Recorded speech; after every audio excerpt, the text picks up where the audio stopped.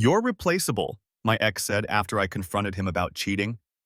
He found out how replaceable I was when his new girlfriend messaged me asking why his stuff was on the lawn. I'm Mia, 28, female, and I'm typing this with the kind of shaky hands you get after your heart's been jump-started with a car battery and bad coffee.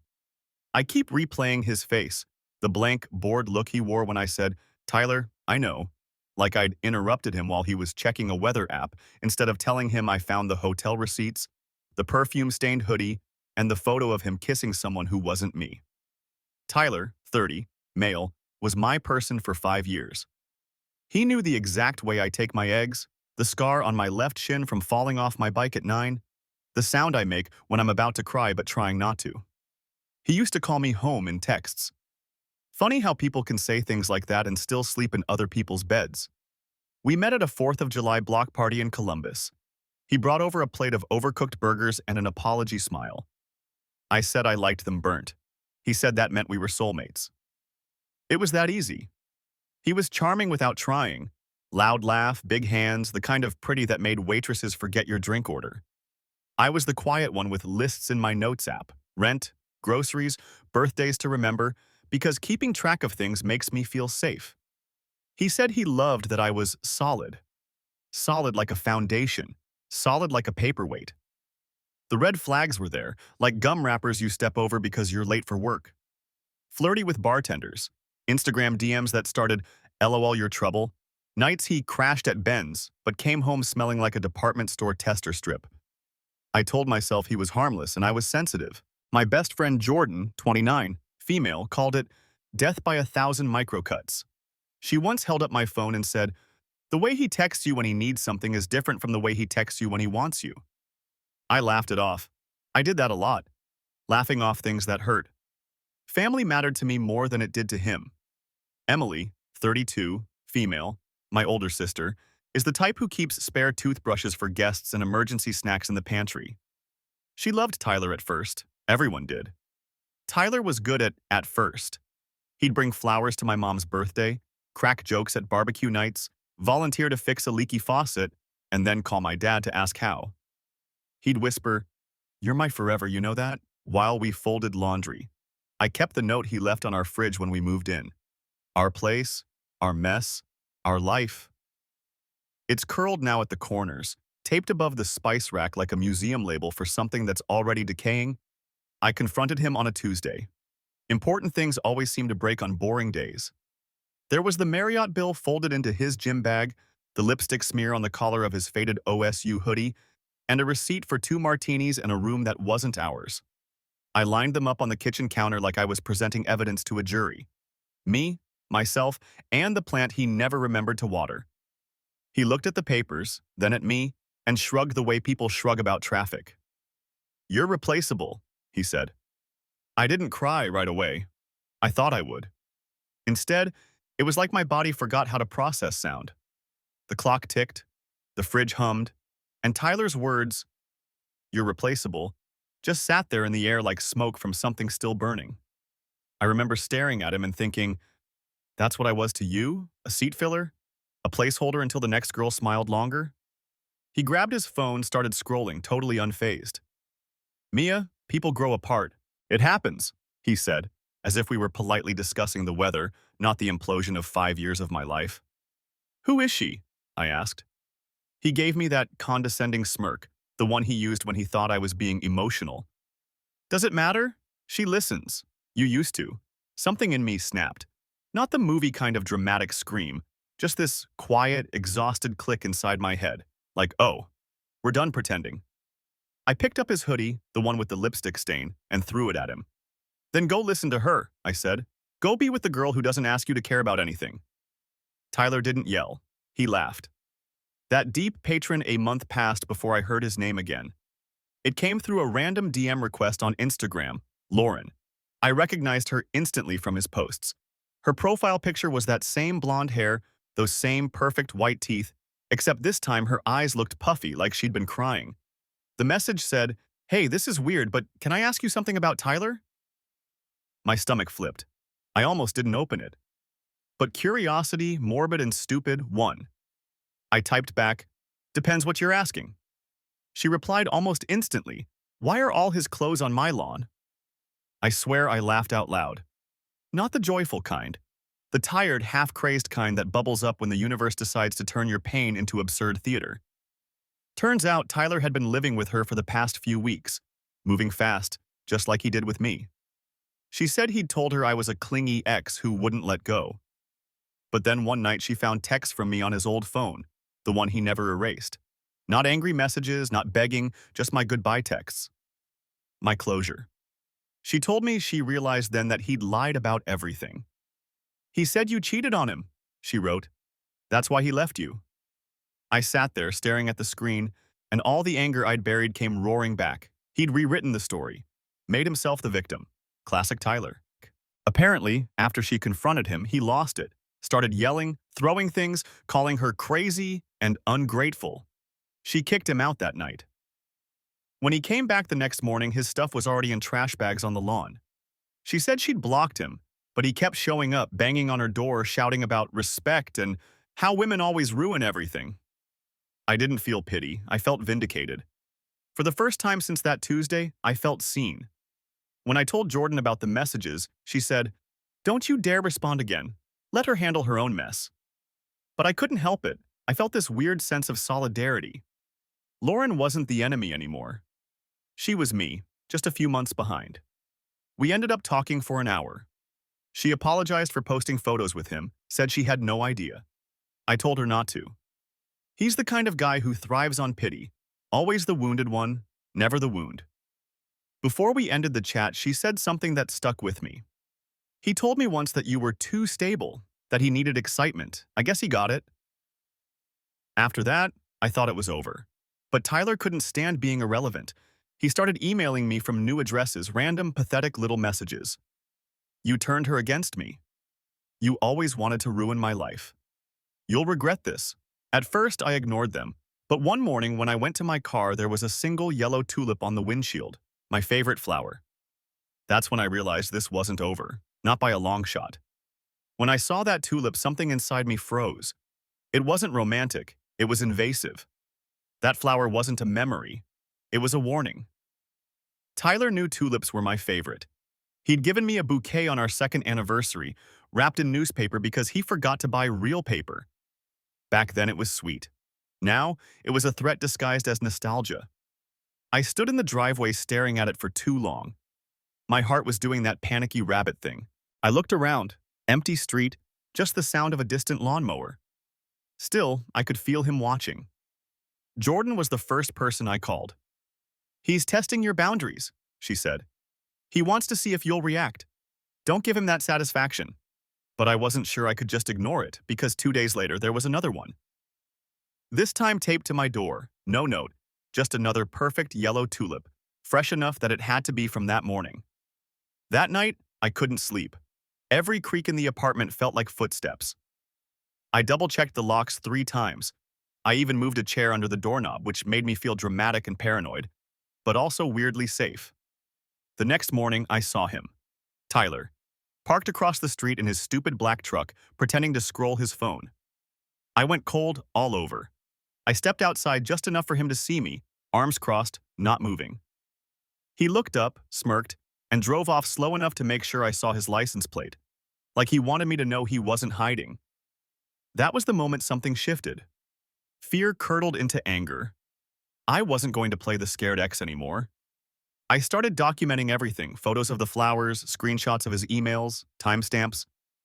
Jordan helped me set up a camera by my front window. We were halfway between a police report and a revenge plan, depending on how crazy he decided to get. The next week, he upped his game. I started getting blocked calls at night, silence on the other end, breathing sometimes, then a hang-up. One night I shouted, "I can hear you, Tyler," and whoever it was laughed before the line went dead. I filed a report the next day. The officer was polite but non-committal. "Unless there's a direct threat or damage to property, our hands are kind of tied," he said. Translation, "Come back when he breaks something." So I waited, and he did. On a Saturday morning, I woke up to find my mailbox ripped open, letters scattered on the sidewalk, and one of his old shirts stuffed inside like a trophy. The tulip theme continued. He'd drawn one in Sharpie on the fabric. That was it for me. No more crying, no more shaking, just cold clarity. I called Emily, told her everything, and she drove down that same day. He wants attention. Let's give him something to remember, she said. We spent that night planning something that wasn't quite revenge, not yet, but close. Because if Tyler wanted a show, I was going to make sure he became the main act. And the audience? Everyone he'd ever fooled. Update. Okay, so, wow. I didn't expect my last post to blow up the way it did. I read every comment. Yes, even the ones telling me to move to another state. Tempting, but my lease says otherwise. To everyone who said, call the cops again, get cameras, or go full petty revenge, you'll be happy to know I took a little of each piece of advice. First off, Tyler definitely saw the post. I don't know how, maybe someone sent it to him or maybe he's still obsessed enough to stalk my socials. But 2 days after it started gaining traction, I got an email from a burner address. So this is how you get attention now? Cute. I didn't respond, but I did laugh. Because for the first time, the power balance had flipped. He was watching me instead of the other way around. A few people commented that I should embarrass him publicly, and honestly, that hit a nerve. Tyler's entire identity has always been about control, how people saw him, how calm and funny and charming he seemed while making me feel like I was losing my mind behind closed doors. His mask was his favorite weapon, so I decided to rip it off. Lauren and I talked again after the last post went up. She'd been getting messages too, voicemails from private numbers, photos of her front porch at night. We compared notes, and it was almost eerie how similar it all was. The flowers, the fake calm, the manipulation, the same script, different audience. We met up for coffee last week. She's actually really sweet, and you could tell she still felt half guilty for believing him. We sat there for 3 hours trading horror stories like war veterans, me telling her about the tulips and the shirt in my mailbox, her showing me screenshots of his texts saying things like, "You'll regret betraying me." And somewhere between caffeine jitters and shared trauma, we came up with an idea. Tyler's pride had always been his downfall. The man lived for social validation, Instagram, Facebook, TikTok, even LinkedIn, because of course. His whole, look how successful and unbothered I am routine was sacred to him. So what if we turned his own image against him? Lauren still had access to his Google Photos backup. He'd logged in on her iPad and forgot to log out.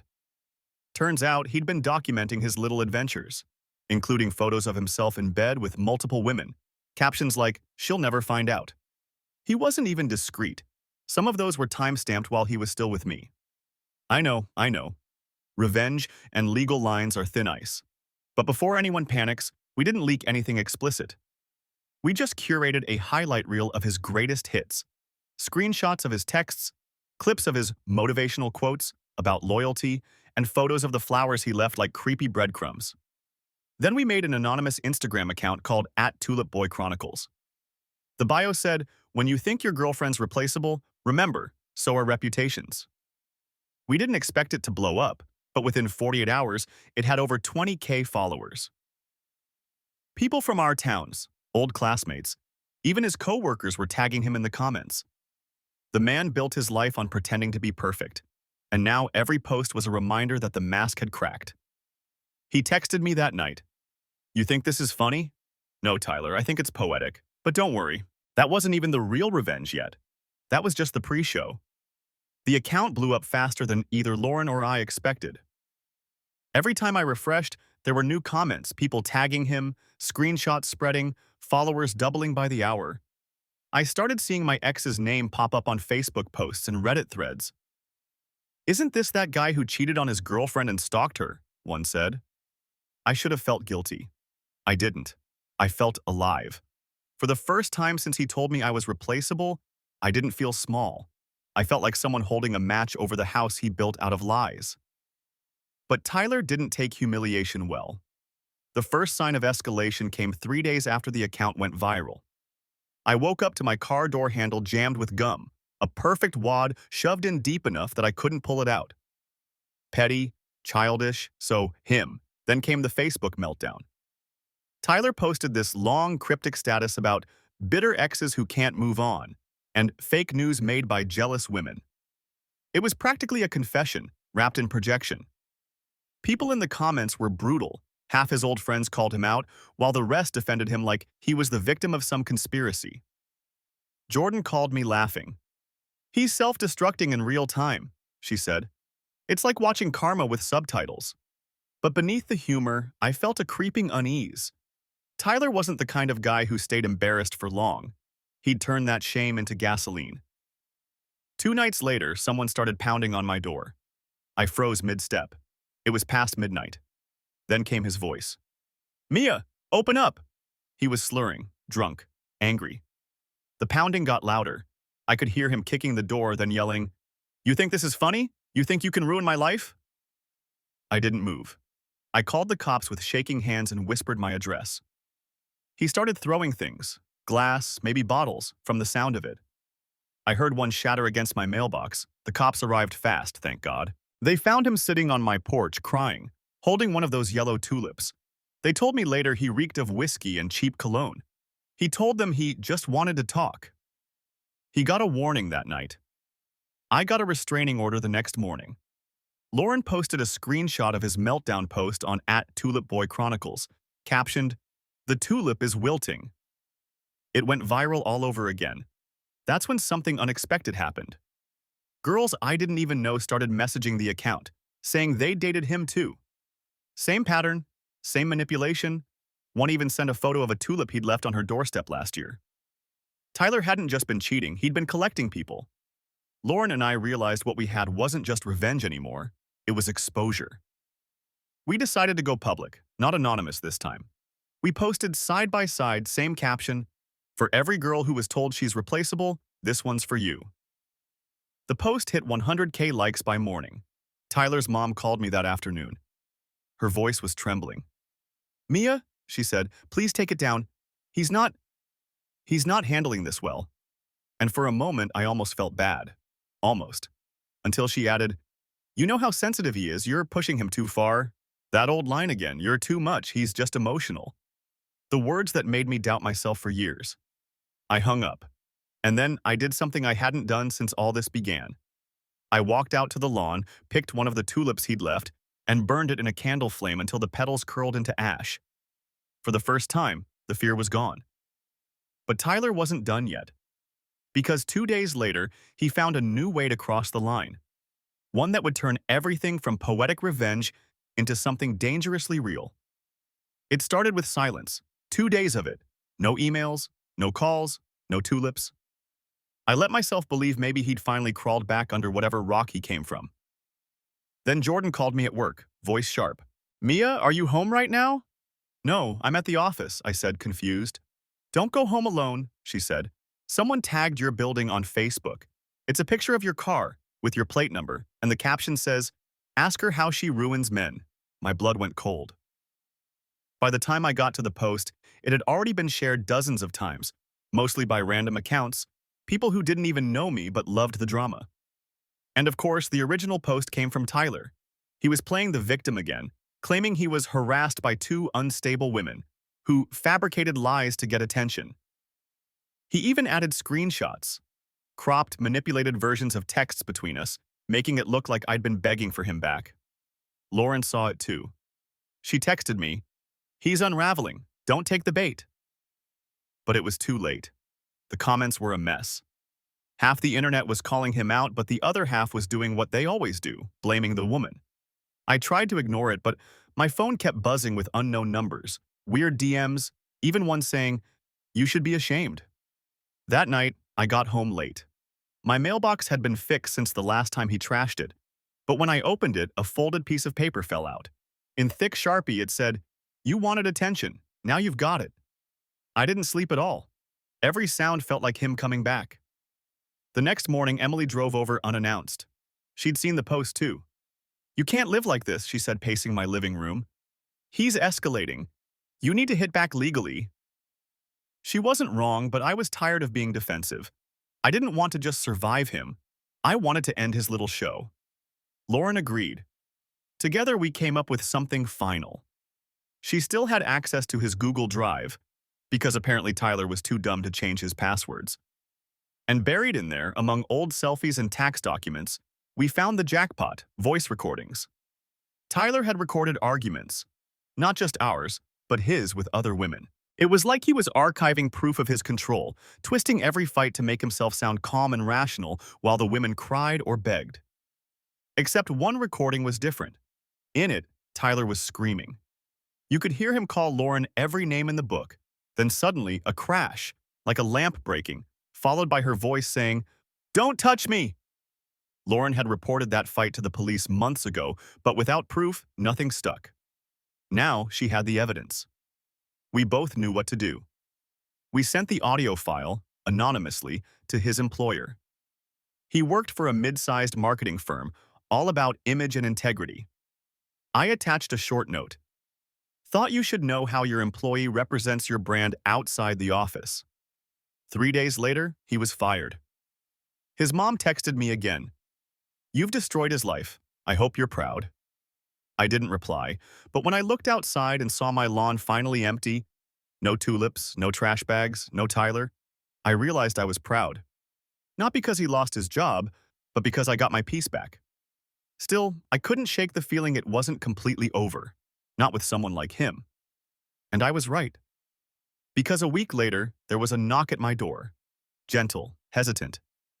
I opened it, half expecting the police. But it wasn't the cops, it was Lauren, and she was crying. She held up her phone. You need to see this, she said. On her screen was a video, grainy, dark, filmed from across the street. It was me, sitting by my window, drinking coffee. The caption underneath, "Replaceable, huh?" Update 2. I wish I could say this was the part where everything settled, where Tyler finally gave up and I got my peace. But if you've been following this story, you already know he doesn't go quietly. When Lauren showed me that video, me, sitting in my own living room, completely unaware, my whole body went numb. It wasn't some old clip or doctored photo. It was from 2 nights ago. You could see the reflection of my lamp, the mug in my hand. It hit me in one sick wave. He'd been outside, watching. I remember whispering, "He's filming me?" And Lauren nodding, her face pale.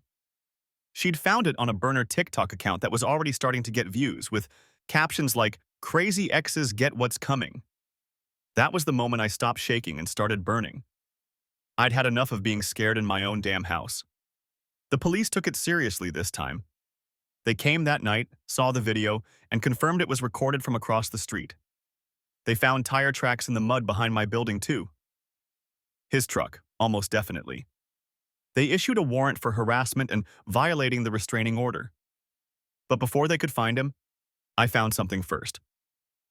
Lauren and I were scrolling through his burner account for clues, and we noticed one of the videos had a reflection, a mirror in the frame that showed the edge of a wall covered in cheap floral wallpaper. Lauren froze. That's his mom's house. It was poetic, really. After everything, after burning bridges, losing his job, turning his own lies into public humiliation, he'd crawled back to mommy. The cops picked him up there the next day.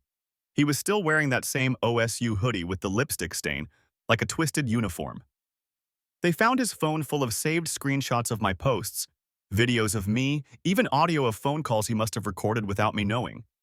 They arrested him on charges of stalking, harassment, and violation of a restraining order.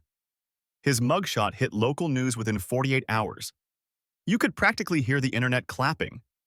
I got messages from strangers, women who dealt with their own Tylers. One wrote, "You didn't just take back your power, you took back ours too." That one made me cry. Jordan came over that night with takeout and a bottle of wine. We sat on my couch, the same one where I'd once waited for him to come home, and she raised her glass. "To being irreplaceable," she said. And here's the thing. After everything, I didn't feel broken anymore. I felt rebuilt, not the same as before, but stronger in the cracks. Tyler's gone now, probably negotiating some plea deal, banned from contacting me ever again. But his legend? That's still floating around online. At Tulip Boy Chronicles is still up.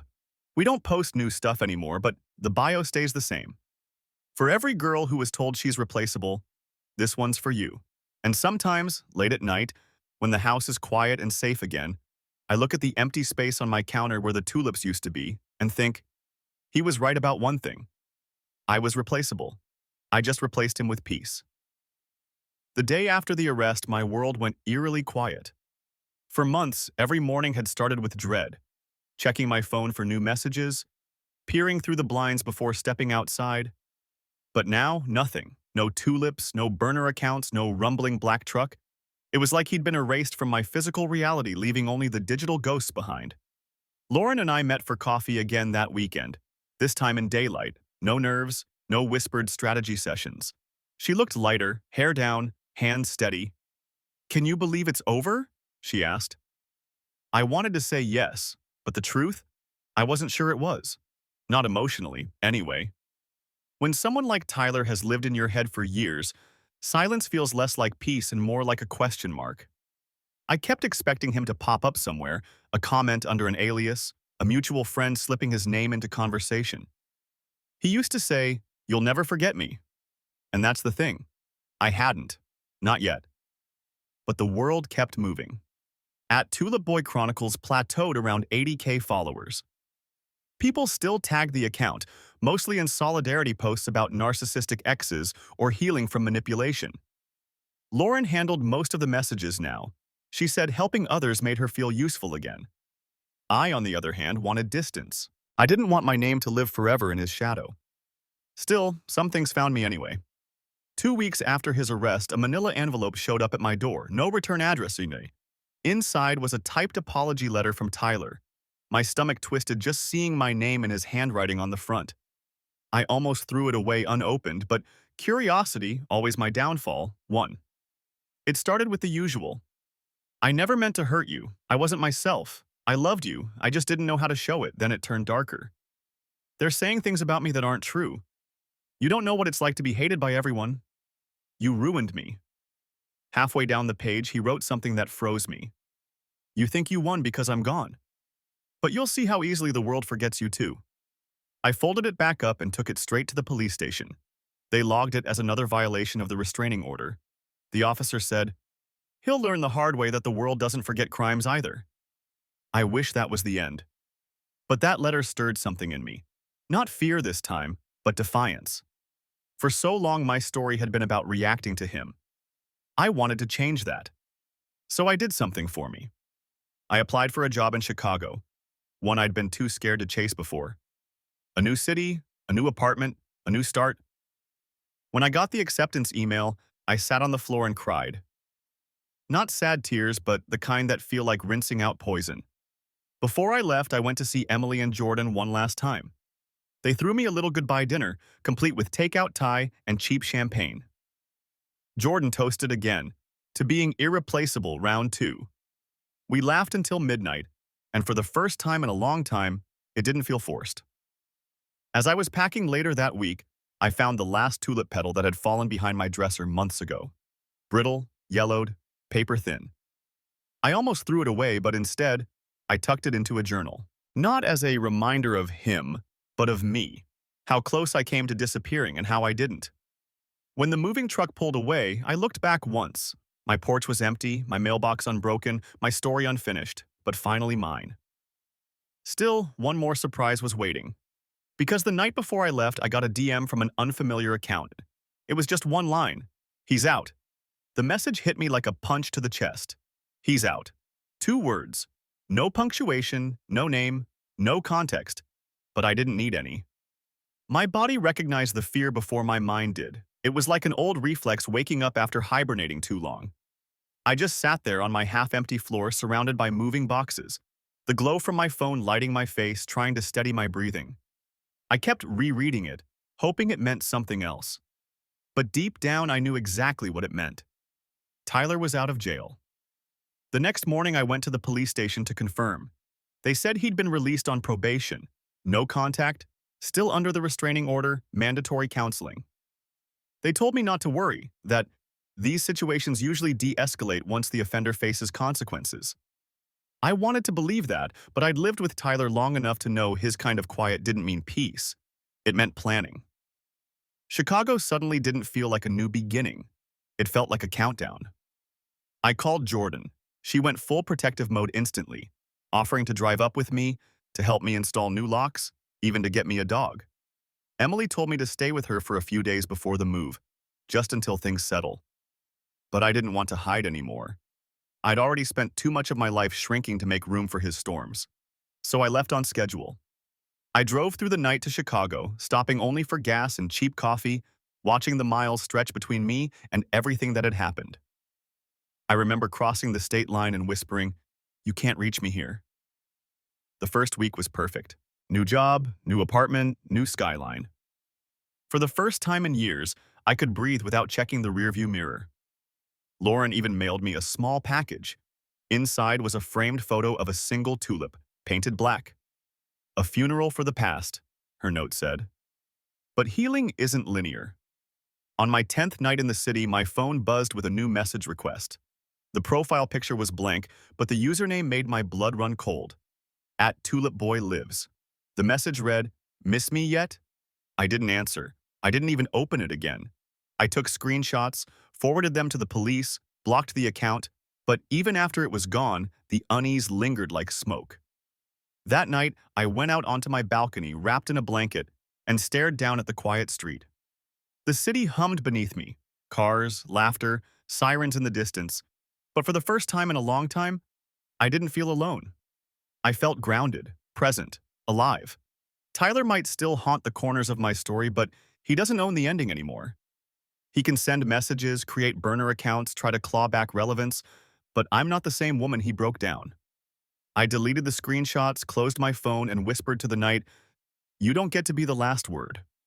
And maybe someday he'll figure that out because I did replace him, just not with another person. I replaced him with myself.